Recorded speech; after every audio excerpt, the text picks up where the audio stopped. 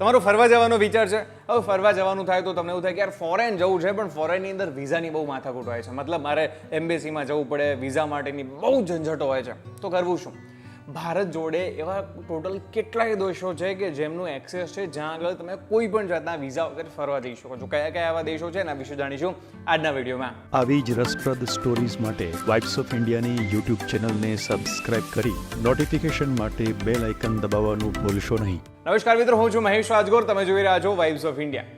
તમારે ફરવા માટે જવું છે, ફોરેન જવું છે, તો તમને ખબર હશે કે કેટલાય દેશો એવા છે કે જ્યાં આગળ તમારે વિઝાની જરૂર પડશે. જેમ કે અમેરિકા જવું છે તો અમેરિકા જવું એટલું ઇઝી નથી મનાતું, ત્યાંના તમારે વિઝા લેવા પડે. પણ તમને ખબર છે કેટલાય દેશો એવા છે જ્યાં આગળ તમે without any kind of visa જઈ શકો છો.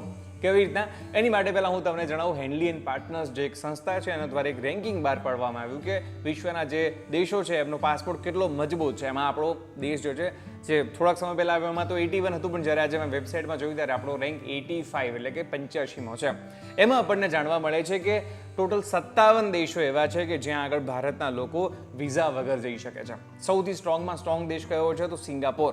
મતલબ કે સિંગાપોરનો પાસપોર્ટ જે પણ વ્યક્તિ જોડે હશે એને 193 દેશ એવા છે કે જ્યાં આગળ એ એન્ટ્રી લઈ શકશે કોઈ પણ જાતના વિઝા વગર. પરંતુ ભારત જોડે આવા ટોટલ 57 દેશો છે જ્યાં આગળ તમે જઈ શકો છો. જેમ કે ઘણા બધા દેશો છે. એક તો થાઈલેન્ડ, તમને બધાને ખબર છે, બાંગ્લાદેશ છે, ભૂટાન છે, નેપાળ છે. આ તો આપણા નજીકના છે. નેપાળમાં તો તમને ખબર છે ત્યાં તો બહુ જ સિમ્પલ છે, લોકો એમને આવજાવ કરતા હોય છે.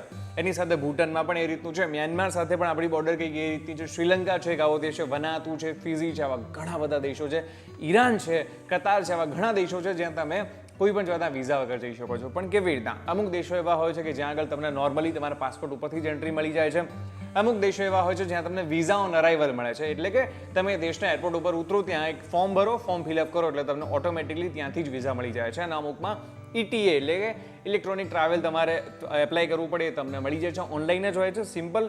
પણ વિઝા જેવી પ્રોસેસ એમાં નથી હોતી. કુલ 57 દેશો એવા છે. 57 દેશોનું લિસ્ટ તમને હું અહીંયા આગળ દેખાડી દઉં છું. આ 57 દેશો એવા છે જ્યાં તમારે ફરવા જવું છે તો તમને કોઈ પણ જાતના વિઝાનો ચાર્જ નથી લાગવાનો. તો તમને જાણવાનો ઉત્સાહ તો ચોક્કસથી હશે કે આપણું જે પાકિસ્તાન છે ને કેટલા દેશોનું એક્સેસ છે, અને 33 દેશોનું એક્સેસ છે. આવા ઘણા બધા દેશો છે. સોમાલિયા છે, અફઘાનિસ્તાન છે, પાકિસ્તાન છે, નેપાળ છે, પેલેસ્ટાઇન છે, લીબિયા છે. આવા ઘણા દેશો છે જે બહુ પાછળ છે, એમને બહુ જ ઓછા દેશોમાં એન્ટ્રી મળે છે.